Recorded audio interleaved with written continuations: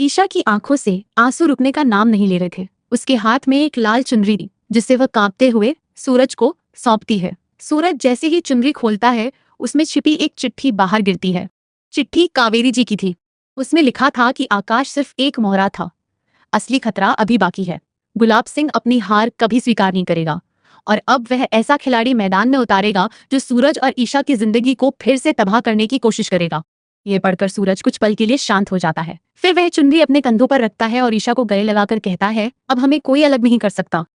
लेकिन तभी दुख और थकान से टूटी हुई ईशा बेहोश होकर सूरज की बाहों में गिर पड़ती है। सूरज घबरा जाता है। वह उसे आवाज देता है, लेकिन ईशा की आंखें नहीं खुलती।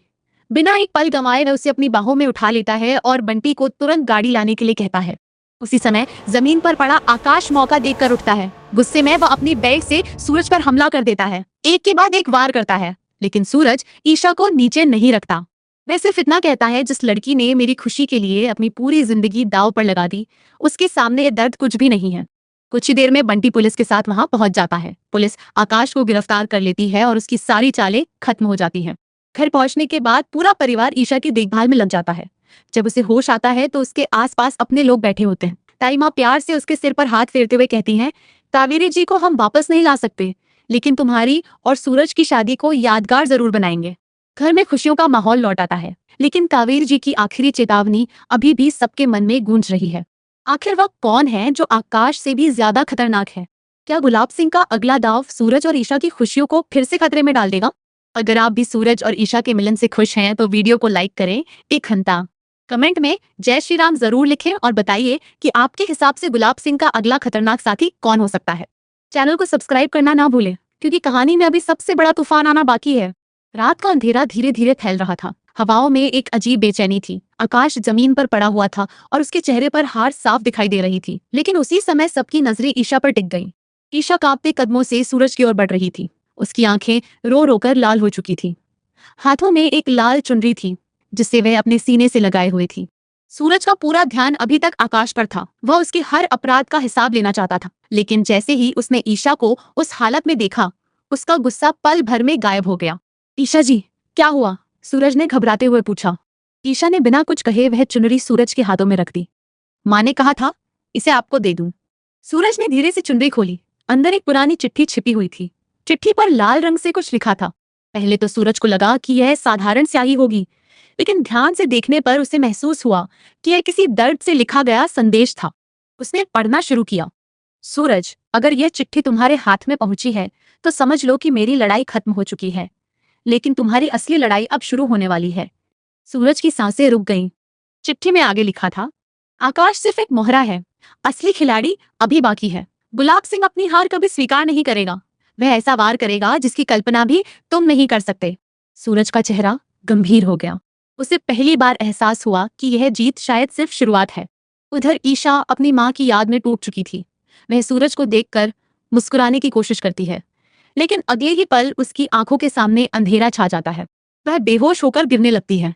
सूरज तुरंत उसे अपनी बाहों में पकड़ लेता है। उस पल सूरज के लिए दुनिया की सबसे बड़ी प्राथमिकता आकाश नहीं बल्कि ईशा थी। वह उसे सीने से लगाकर सिर्फ एक बात कहता है, अब कोई हमें अलग नहीं कर सकता। ईशा के बेहोश होते ही वहां मौजूद हर व्यक्ति घबरा गया। सूरज लगातार उसका नाम पुकार रहा था, ईशा जी, आंखें खोलिए। लेकिन कोई जवाब नहीं मिला। उसकी सांसें चल रही थी, मगर वह पूरी तरह बेहोश थी। सूरज समझ चुका था कि यह सिर्फ शारीरिक कमजोरी नहीं है। वर्षों का दर्द, माँ की जुदाई और लगातार डर ने ईशा को अंदर से तोड़ दिया था। उसी समय बंटी दौड़ता हुआ वहां पहुंचा। भैया, मैं टैक्सी लेकर आता हूँ। सूरज ने सिर हिलाया। उसने एक पल के लिए भी ईशा को जमीन पर नहीं रखा। उसे अपनी बाहों में उठाए रखा जैसे दुनिया की सबसे कीमती चीज उसके हाथों में हो। लेकिन तभी पीछे से एक जोरदार वार हुआ। आकाश की तरह उठ खड़ा हुआ था। उसके हाथ में बेल्ट थी। वह पूरी ताकत से सूरज की पीठ पर वार करता है। एक वार, दूसरा वार, तीसरा वार, लेकिन सूरज नहीं रुका। वह सिर्फ ईशा को संभाले आगे बढ़ता रहा। आकाश पागलों की तरह चिल्ला रहा था, तूने मेरी जिंदगी बर्बाद कर दी सूरज। सूरज पहली बार मुड़ा। उसकी आंखों में आग थी। तुम्हारा दर्द? वह हंस पड़ा। ईशा जी ने अपनी माँ के लिए अपनी खुशियां कुर्बान कर दी, मेरे लिए पूरी दुनिया से झूठ बोला, और तुम दर्द की बात कर रहे हो? आकाश फिर हमला करता है, लेकिन इस बार सूरज का धैर्य टूट जाता है। वह ईशा को संभालते हुए एक ही बार में आकाश को जमीन पर गिरा देता है। ठीक उसी समय पुलिस की गाड़ियां पहुंच जाती हैं। सायरन की आवाज पूरे इलाके में गूंज उठती है। पुलिस अधिकारी सीधे आकाश की ओर बढ़ते हैं। आकाश, तुम्हें हत्या की साजिश, अपहरण और जबरन शादी के आरोप में गिरफ्तार किया जाता है। आकाश के चेहरे का रंग उड़ जाता है। वह आखिरी बार ईशा की ओर देखता है, लेकिन इस बार ईशा उसकी नहीं, सूरज की बाहों में थी, और यही उसकी सबसे बड़ी हार थी। रात गहरी हो चुकी थी जब बंटी सूरज और ईशा को लेकर घर पहुंचा। दरवाजा खुलते ही पूरा परिवार बाहर आ गया। सबकी आंखों में चिंता थी। ताई माँ सबसे पहले दौड़ी। ईशा बेटा। सूरज ने धीरे से ईशा को कमरे में पहुंचाया। डॉक्टर को बुलाया गया। कुछ घंटों बाद डॉक्टर बाहर आया। घबराने की जरूरत नहीं है, इन्हें आराम की जरूरत है। ये सुनते ही सबने राहत की सांस ली। सुबह जब ईशा की आंख खुली तो उसने खुद को परिवार के बीच पाया। ताई माँ उसके सिर पर हाथ फेर रही थी। पापा जी पास बैठे थे। बंटी दरवाजे पर खड़ा मुस्कुरा रहा था। ईशा की आंखें भर आईं। उसे पहली बार महसूस हुआ कि वह अकेली नहीं है। ताई माँ बोली, हम कावेरी जी को वापस नहीं ला सकते, लेकिन उनकी आखिरी इच्छा जरूर पूरी करेंगे। ईशा ने सवाल भरी नजरों से देखा। ताई माँ मुस्कुराई। तुम्हारी और सूरज की शादी। पूरा कमरा तालियों से गूंज उठा। सूरज भी मुस्कुरा रहा था, लेकिन उसकी जेब में रखी वह चिट्ठी बार बार उसे बेचैन कर रही थी। कावेरी जी की चेतावनी उसके दिमाग में घूम रही थी। क्या सचमुच कोई नया दुश्मन आने वाला था, या यह सिर्फ एक डर था? उसे जवाब नहीं पता था, लेकिन एक बात वह जानता था, आने वाला समय आसान नहीं होने वाला। शादी की तैयारियां शुरू हो चुकी थीं। पूरा घर खुशियों से भर गया था, लेकिन सूरज के मन में एक और संघर्ष चल रहा था। सालों पहले उसने एक वचन लिया था, जब तक वह अपनी ईमानदारी साबित करके अपनी नौकरी वापस नहीं पा लिया, तब तक वह ब्रह्मचर्य का पालन करेगा। इसी वचन ने उसे हर मुश्किल समय में मजबूत बनाए रखा। लेकिन अब हालात बदल चुके थे। एक सुबह उसके फोन की घंटी बजी। कॉल सरकारी विभाग से थी। मिस्टर सूरज, जांच पूरी हो चुकी है। आपके खिलाफ लगाए गए सभी आरोप झूठे पाए गए हैं। सूरज की सांसें रुक गईं, और आपको आपकी आईएएस सेवा में दोबारा बहाल किया जाता है। फोन कट गया।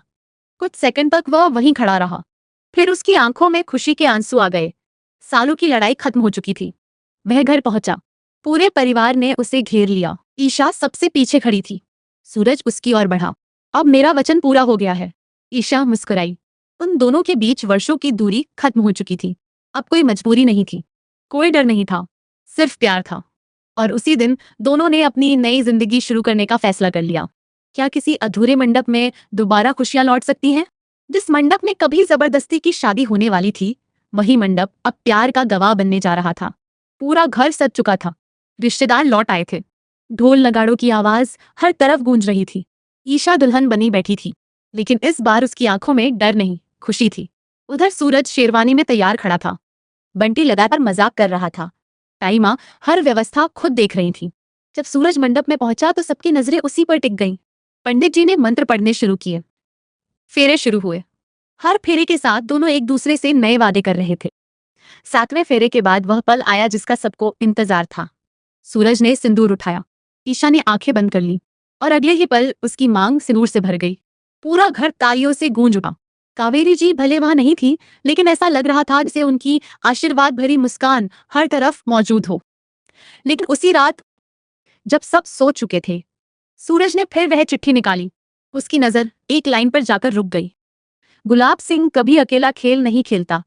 और तभी उसके फोन पर एक अनजान नंबर से मैसेज आया। आकाश हार गया, अब असली खेल शुरू होगा। सूरज के चेहरे का रंग उड़ गया। उसे समझ आ गया कि कावेरी जी की चेतावनी सच थी। तो है शरणो इस्तेहे अपले नाय ना। तूफान अभी खत्म नहीं हुआ था, बल्कि अब शुरू होने वाला था। क्या सच में हर तूफान के बाद जिंदगी में सुकून आ जाता है, या फिर खुशियों के पीछे कोई नई परीक्षा छिपी होती है? सूरज और ईशा की शादी को 1 साल बीत चुका था। ये एक ऐसा साल था जिसने दोनों की जिंदगी पूरी तरह बदल दी थी। कभी गलतफहमियों, साजिशों और दर्द से भरी उनकी दुनिया अब प्यार, विश्वास और परिवार की खुशियों से भर चुकी थी। सुबह का समय था। घर में चहल पहल मची हुई थी। ताई माँ रसोई में मिठाइयां बनवा रही थी।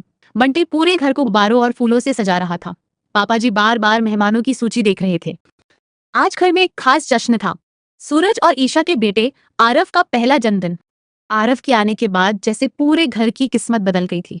जो घर कभी आंसुओं से भरा रहता था, वहां अब उसकी किलकारियां गूंजती थीं। उधर सूरज आईएएस अधिकारी के रूप में फिर से अपनी जिम्मेदारियां निभा रहा था। उसकी ईमानदारी और बहादुरी की चर्चा पूरे राज्य में होती थी।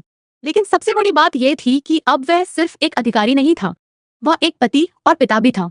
सूरज ऑफिस जाने से पहले हमेशा अपने बेटे को गोद में उठाता और उसके साथ कुछ पल जरूर बिताता।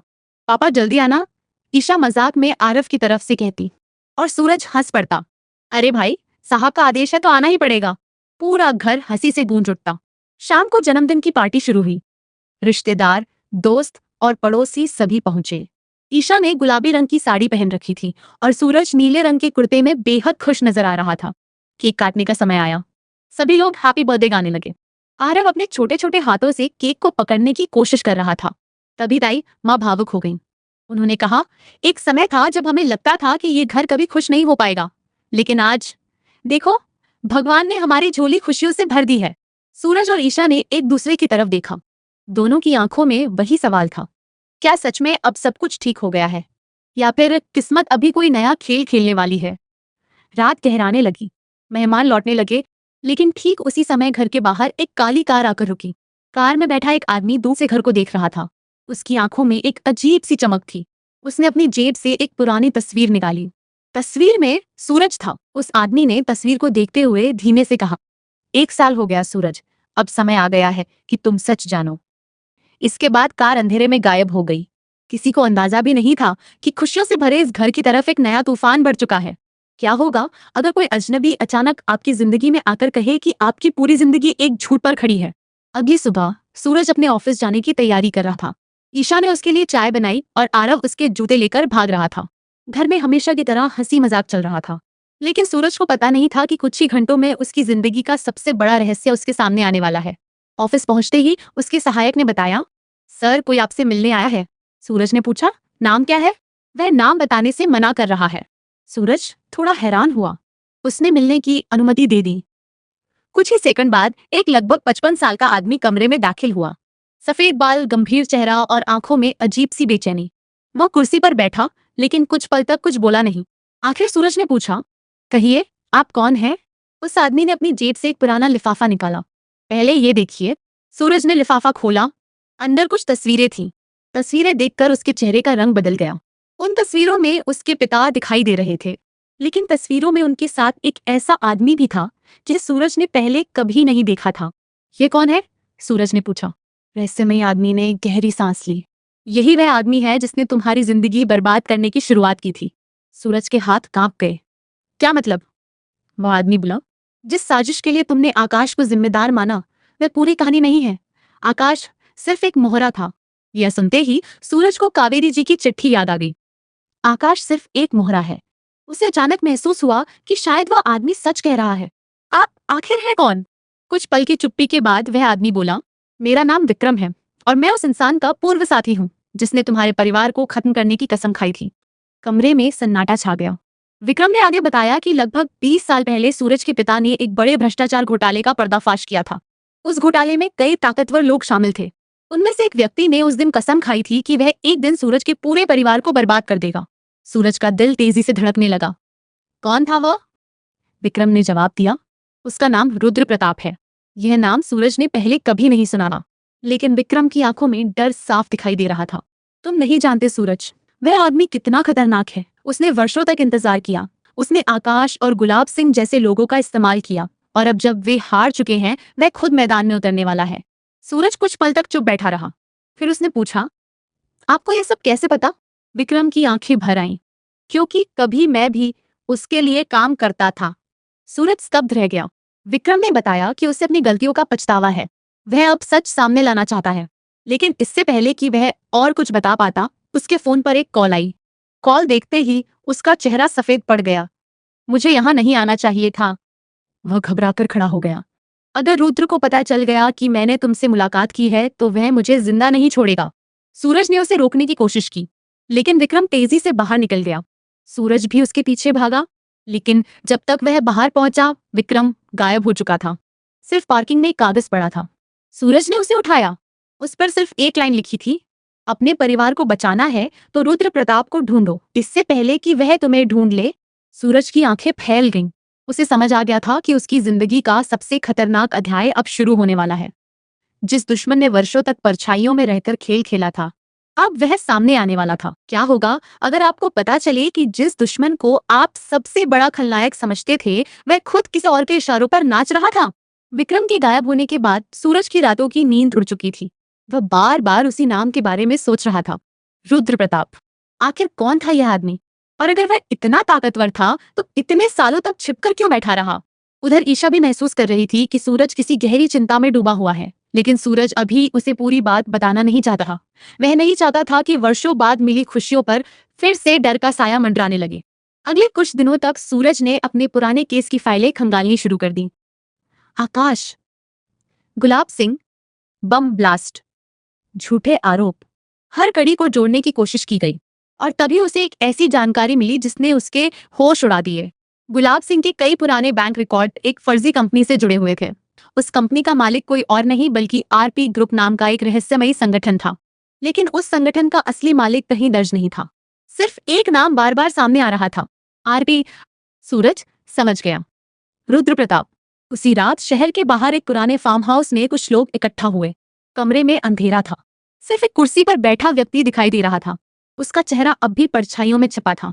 सामने खड़ा आदमी घबराते हुए बोला, सर, आकाश जेल में है, गुलाब सिंह गायब है, हमारे कई लोग पकड़े जा चुके हैं। कुछ सेकंड तक खामोशी रही, फिर एक भारी आवाज गूंजी, तो क्या हुआ? वह आदमी काम गया। सर, सूरज बहुत तेजी से हमारी तरफ बढ़ रहा है। इस बार कुर्सी पर बैठा शख्स धीरे धीरे खड़ा हुआ। उसने खिड़की की तरफ देखा। मैं 20 साल से इंतजार कर रहा हूँ। उसकी आवाज में ऐसा जहर था कि कमरे में मौजूद सभी लोग डर गए। सूरज के पिता ने मेरी जिंदगी बर्बाद की थी, अब मैं उसके बेटे की जिंदगी बर्बाद करूंगा। इतना कहकर उसने मेज पर रखी एक तस्वीर उठाई। वह तस्वीर सूरज, ईशा और छोटे आरव की थी। उसने तस्वीर पर उंगली फेरते हुए कहा, जब किसी इंसान को हराना हो तो उस पर हमला मत करो, उसकी खुशियों पर हमला करो। कमरे में मौजूद सभी लोग सन्न रह गए। पहली बार दर्शकों को उस रहस्यमय आदमी की आंखें दिखाई देती हैं, ठंडी, निर्दयी और नफरत से भरी हुई। यही था रुद्र प्रताप, वह आदमी जिसके सामने आकाश और गुलाब सिंह सिर्फ मोहरे थे। उधर अगले दिन सूरज ने ईशा को सारी सच्चाई बता दी। ईशा कुछ देर तक चुप रही, फिर बोली, मुझे नहीं पता ये रुद्र कौन है, लेकिन एक बात जानती हूँ, हम पहले भी हर मुश्किल साथ निकले हैं, इस बार भी निकलेंगे। सूरज मुस्कुराया, लेकिन उसके दिल में एक अजीब डर बैठ चुका था। उसे लग रहा था कि रुद्र प्रताप सिर्फ बदला नहीं चाहता, वह कुछ ऐसा करने वाला है जो सूरज को अंदर तक तोड़ देगा। और उसी समय दूर कहीं बैठा रुद्र प्रताप अपनी अगली चाल की तैयारी कर रहा था। एक ऐसी चाल जो सूरज की पूरी दुनिया हिला देने वाली थी। क्या कोई पिता अपनी सबसे बड़ी कमजोरी को बचाने के लिए पूरी दुनिया से लड़ सकता है? रुद्र प्रताप की योजना शुरू हो चुकी थी, लेकिन सूरज और उसका परिवार इस बात से पूरी तरह अनजान था। कुछ दिनों बाद आरव का स्कूल में पहला सांस्कृतिक कार्यक्रम था। पूरा परिवार उत्साहित था। ईशा सुबह से ही तैयारी में लगी हुई थी। आरव ने छोटे कृष्ण का वेश धारण किया था। उसे देखकर सबकी आंखों में खुशी झलक रही थी। सूरज भी अपनी सारी मीटिंग्स रद्द करके कार्यक्रम में पहुंचा। कार्यक्रम शानदार रहा। आरव ने मंच पर आते ही सबका दिल जीत लिया। ईशा की आंखों में गर्व के आंसू थे, लेकिन किसी को नहीं पता था कि भीड़ में कुछ लोग उन पर नजर रख रहे थे। कार्यक्रम खत्म होने के बाद बच्चों को उनके माता पिता के पास भेजा जा रहा था। इसी दौरान स्कूल की यूनिफॉर्म पहने एक नकली कर्मचारी आरव के पास पहुंचा। बेटा, आपके पापा ने बुलाया है। आरव मासूम था, वह बिना कुछ सोचे उसके साथ चल पड़ा। कुछ मिनट बाद जब ईशा ने आरव को ढूंढना शुरू किया तो वह कहीं दिखाई नहीं दिया। पहले सबको लगा कि वह खेल रहा होगा, लेकिन 10 मिनट, 20 मिनट, आधा घंटा, आरव का कोई पता नहीं चला। अब घबराहट शुरू हो चुकी थी। सूरज ने पूरे स्कूल में तलाश शुरू कर दी। सीसीटीवी फुटेज मंगवाए गए और फिर जो दृश्य सामने आया उसे देखकर सबके पैरों तले जमीन खिसक गई। एक आदमी आरव को अपने साथ ले जा रहा था और फिर दोनों एक काली वैन में बैठकर गायब हो गए। आरव का अपहरण हो चुका है। ये सुनते ही ईशा चीख पड़ी। उसकी दुनिया जैसे खत्म हो गई। सूरज पहली बार पूरी तरह टूटता हुआ नजर आया, लेकिन वह जानता था कि अगर वह बिखर गया तो उसका बेटा नहीं बचेगा। उसी रात सूरज के फोन पर एक वीडियो कॉल आई। स्क्रीन पर आरव दिखाई दिया। वह डरा हुआ था लेकिन सुरक्षित था। उसके पीछे खड़ा आदमी मुस्कुरा रहा था और फिर कैमरे के सामने आया रुद्र प्रताप। यह पहली बार था जब सूरज और रुद्र आमने सामने थे। कैसे हो सूरज? रुद्र ने मुस्कुराते हुए कहा। सूरज का खून खौल उठा। अगर मेरे बेटे को कुछ हुआ तो मैं तुम्हें छोड़ूंगा नहीं। रुद्र हंस पड़ा। यही फर्क है तुम में और मुझ में। तुम कानून की बात करते हो, और मैं नतीजों की। सूरज गुस्से से कांप रहा था। क्या चाहते हो? रुद्र की मुस्कान और चौड़ी हो गई। तुम्हारा दर्द। जिस तरह तुम्हारे पिता ने मेरी दुनिया उजाड़ी थी, उसी तरह मैं तुम्हारी दुनिया उजाड़ना चाहता हूँ। इतना कहकर उसने आरव के सिर पर हाथ रखा। ईशा ये दृश्य देखकर रोने लगी। कृपया मेरे बच्चे को छोड़ दीजिए। लेकिन रुद्र का दिल पत्थर बन चुका था। उसने कहा, अगर आरव को वापस पाना है तो सूरज को एक खेल खेलना होगा, और इस खेल का सिर्फ एक नियम है, हारने वाले को सब कुछ खोना पड़ेगा। कॉल कट गई। कमरे में सन्नाटा छा गया। ईशा फूट फूट कर रोने लगी। सूरज ने उसे संभाला, लेकिन अंदर से वह खुद भी टूट चुका था। पहली बार उसकी लड़ाई किसी केस, किसी दुश्मन या किसी साजिश से नहीं थी। इस बार उसकी लड़ाई अपने बेटे की जिंदगी के लिए थी।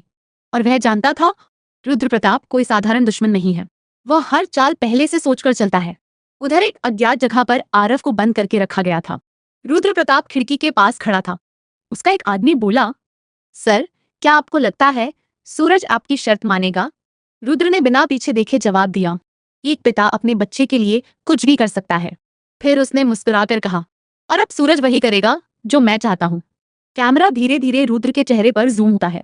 उसकी आंखों में जीत का अहंकार साफ दिखाई देता है, जबकि दूसरी तरफ सूरज अपनी जिंदगी की सबसे बड़ी जंग लड़ने की तैयारी कर रहा होता है। लेकिन उसे अभी तक ये नहीं पता कि रुद्र की असली शर्त क्या है, और वह शर्त उसकी पूरी जिंदगी बदल देने वाली है।